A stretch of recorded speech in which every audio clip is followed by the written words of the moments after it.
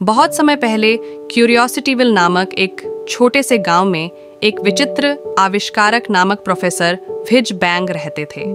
उनकी कार्यशाला में गियर, गैजेट्स और गिज़मोस से भरी हुई थीं, जो रहस्यमयी हवा से भरे हुए थे। एक दिन एक पत्र आया जो एक गुप्त समय के खजाने के बारे में बताता था, जो जादुई जंगल में छिपा हुआ था।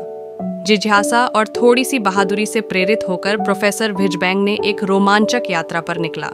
अपने विश्वासी रोबोट सहायक स्पार्की के साथ प्रोफेसर ने घने जंगल में राजा करते हुए शरारती परियों के द्वारा छोड़े गए पहेलियों को हल किया। प्रत्येक हल के साथ एक एक टुकड़ा मिलता था जो खजाने की ओर दिखाता था।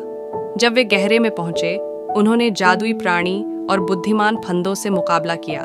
फिर भी प्रोफेसर विज बैंग के अद्भुत आविष्कार, उड़ाने वाले छाते से लेकर एक पॉकेट साइज अनुवादक तक, ने उन्हें प्रत्येक बाधा को पार करने में मदद की। स्थिति के साथ प्रोफेसर विज बैंग के मर्मस्पर्शी यंत्रों के साथ जंगल में हर कदम में संवेदना बढ़ी और जंगल में प्रोफेसर विज बैंग की अद्भुत मशीनों की गूंज गूंज गई।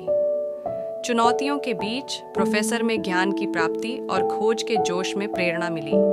उनका संकल्प स्पार्की को प्रेरित करता था और यह जंगल के बुद्धिमान संरक्षक, एक प्राचीन उल्लू जिसका नाम ऑलिवर था, की ध्यान भी बाधित करता था। एक हृदय विदारक समाप्ति में उन्होंने खजाने की स्थिति तक पहुंचा, एक जादुई बैरियर द्वारा सुरक्षित एक छुपा हुआ कमरा। प्रोफेसर विज बैंग ज्ञान को साझा करने की इच्छा में ने अपना सबसे अद्वितीय आविष्कार प्रस्तुत किया, एक उपकरण जो हंसी की शक्ति का उपयोग करके बैरियर को तोड़ने में मदद करता है। जब हंसी ने कमरे में गूंथा तो खजाना खुद को प्रकट करता है, भूले हुए ज्ञान की पुस्तकें। प्रोफेसर विज बैंग अपने स्वभाव के अनुसार ने फिर इस नए ज्ञान को दुनिया के साथ साझा करने का निर्णय किया, जिससे क्यूरियोसिटीविल में नई उत्साहजनकता और समरसता की एक युग की शुरुआत हुई। और ऐसे हंसी, आविष्कार और थोड़ी सी जादू के साथ प्रोफेसर विज बैंग का अद्भुत सफर एक किस्से में बदल गया, जो आने वाली पीढ़ियों को क्यूरियोसिटीविल गांव में प्रेरित करता है।